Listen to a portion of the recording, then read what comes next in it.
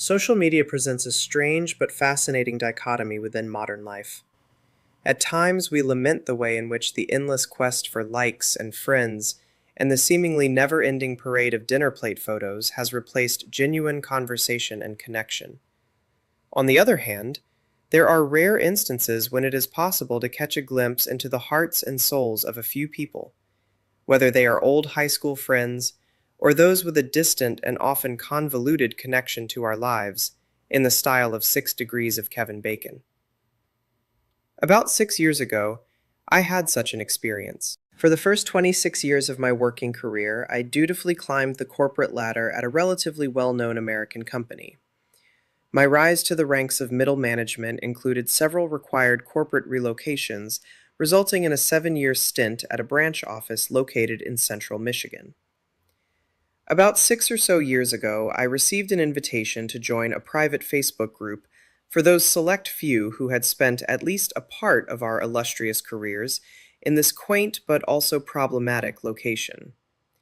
My experiences since joining have offered a view of some of the individuals who regularly inhabited my past life, which I never would have anticipated.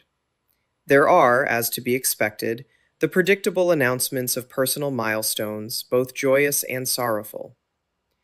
Curiously, however, amid the usual photos of young people in graduation regalia, smiling grandchildren, and sadly the ever-increasing number of obituaries for our dearly departed former colleagues, lay traces of something deeper. While I am not an expert or a corporate psychologist by any stretch of the imagination, I do have some theories regarding this phenomenon nonetheless. There was a time in corporate America where, if one were fortunate, skilled, and determined enough, it was not unusual to settle into a secure working environment and thrive, often relatively happily and comfortably for the next 30 to 40 years until retirement.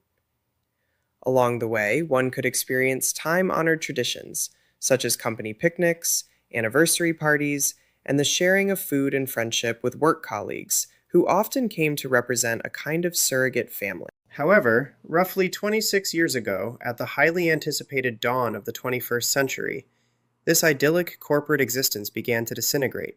Slowly, indeed almost imperceptibly at first, but eventually ending in an avalanche of layoffs, office closures, and broken trust. The evidence of the collateral damage done to the lives of previously loyal and devoted employees can be discerned through the content of their Facebook posts, which sometimes range from the completely benign to the mildly bitter, but thankfully stop short, at least so far, of full-on, going postal style venom. The office building where I worked, beginning in 1997, was constructed in the 1950s in what soon became a residential area. While unusual when compared to the industrial park office locations of today, the arrangement was actually quite fitting, given that this particular company built its reputation upon the concept of neighborliness. With the passage of time, however, came irreversible changes to the neighborhood, and this particular branch office closed in 2005. Having sat vacant for more than a decade, the building itself was demolished in 2018. It seemed, at least for some, that seeing our former workplace reduced to rubble unearthed all kinds of long-buried emotional artifacts. Some have been poignant and touching, while others reveal the brutal sense of betrayal which remains unhealed these many years later. One very telling exchange involved how this group of former employees handled the various company mementos that they had collected over the years.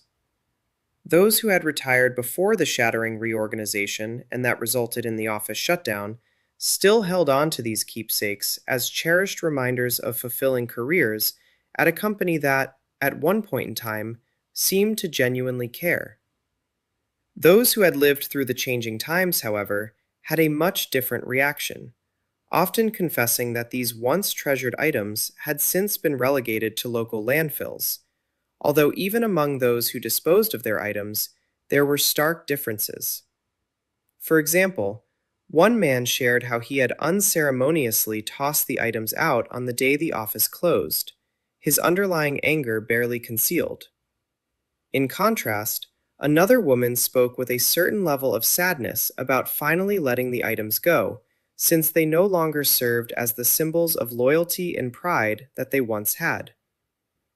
I even came to a realization about myself as well. Even though I have lived through much of the pain and angst brought about by the office closure, I had relocated to corporate headquarters in another state about 10 months or so before the location went completely dark. However, my spidey senses somehow told me that the downsizing trend was likely to continue. In my early 40s, too young for either traditional retirement or a coveted corporate buyout, I opted to return to college for a master's degree in a completely new career. So, it was probably more than coincidental that I chose a course of action that could be viewed either as opportunistic or practical, depending upon one's perspective, as I had begun to offer my old company mementos to the highest bidders on eBay. There were also a few surprises from individuals that I had known personally. One man had worked in my department.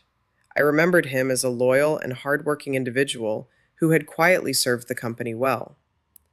When the office closed in 2005, he was handily picked up by a claims division of our company, which was located about 30 miles away. However, in the ensuing years, even that operation eventually announced its imminent closure. Significantly older by that time, he was apparently not offered a new position, but was probably still too young for a buyout. The resulting farewell post on his last day was heartbreaking in that it reflected a deep sense of abandonment and despair at having been tossed aside. The tone was in such stark contrast to that of the positive and eager young man that I remembered, I felt a deep sense of concern for him, in spite of the time and distance that separated us. I was, therefore, very relieved to notice a change in Facebook status for him a few weeks later, in which he noted a new job with one of the old company's competitors. Modern-day archaeologists spend their time unearthing physical artifacts, the remnants of buildings, tools, household items, and, in rare cases, ancient writings. These objects help them to reconstruct and reveal the secrets of previously lost civilizations. It is unclear whether a type of digital excavation will be possible should our society eventually succumb, whether to the ravages of climate change or to an ill-advised nuclear conflict resulting from the United States' disastrous decision to allow a dementia-addled madman to have access to the nuclear codes. Therefore, rather than allow social media to continue dividing us, perhaps the best we can hope for is to appreciate these rare personal revelations for the gifts that they are, not in a voyeuristic sense, but rather as a way of reminding each other of our shared humanity in the face of an increasingly impersonal world.